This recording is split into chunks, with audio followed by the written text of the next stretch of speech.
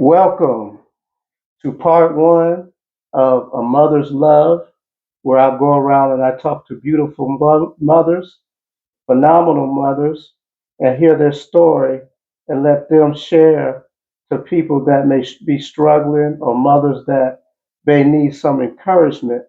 This is what this series is all about. And right now, I'm sitting with a phenomenal woman. And right now, I allow her to introduce herself. Greetings. My name is Sister Angel Muhammad. I have been a mother for over 20 years now. My son just turned 20. I currently own an online school called I Am Learning Academy, grades K through fifth grade. Yes, let's jump right into it. What does a mother's love mean to you? I was really thinking on this question, and the thing that came to my mind is a mother's love means to me it's a representation of God's love, how God loves. Because when you think of a mother, you think of a nurturer, you think of a teacher, you think of a nurse, you think of a comforter, and God loves unconditionally. So as a mother, we love unconditional. Yes, ma'am. How has your faith shaped the way you love, guide, and pray for your children through the different seasons of motherhood? My faith plays a big part in the way I mother. I'm a member of the Nation of Islam, and we give great emphasis to mother. And actually, we have a women's class, and one of our classes is how to rear your children. And also, with both of my children, I nursed on a lecture by the Honorable Minister Louis Farrakhan called How to Give Birth to a God. So, through that caused me to make the certain moves that I made, from homeschooling my children, deciding not to work in corporate America like I was prior to having children. I wanted to protect the minds of my children. Yes, ma'am. I hope that answered that. Yes, it answers that. What is one moment in your motherhood journey that made you truly understand the depth of your love for your child, and how did it change you? I would definitely say right now, with Malachi just turning 20, the saying goes, you're a parent until a child's 18. But I beg to differ. I think parenting really begins at 18 because you no longer have a certain control. Mhm. And I think with him, he's at a stage where he's learning how to become an adult, a grown man. And for me, it has changed me because I have to learn to be patient with him, to kind of let him grow into his own journey and step into whatever Allah has for him. I know that I'm proud that I put the foundation in him. Mhm. I just pray that he finds his way. Yes, ma'am. What is something about a mother's love that people often misunderstand? I think people misunderstand that a mother's love always has to be soft. Hmm. Sometimes in reality, sometimes you have to say no for your child's own protection. Sometimes you have to, what can I try to say? It's like sometimes, people always think a mother's love is just soft, but sometimes it has to be firm. Mm. You have to say no. You know what I mean? You have to, and it's for your child's own comfort. So I know as myself, I guess how to kind of make this more clear and plain. But sometimes when I say no to my children as a mother, it makes me feel bad. It makes me feel like I'm being mean.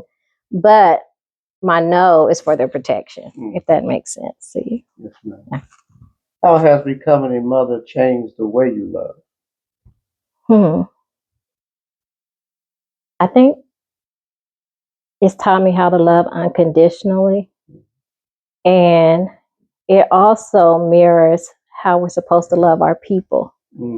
I think without being a mother, I probably wouldn't be able to make that measure of how we're supposed to love our people, because as people we're easily angered, we're easily to cut people off. But I think being a mother for me, and how I'm protective of my children, it's teaching me how to love my people. Hmm. How do you hope your children always know about how much you love them? What Uh, do you hope? so can you repeat that? What do you hope your children always know about how much you love them? I hope that the journey that I've taken with them, I gave up a lot of my wants and desires Hmm. to protect their mind.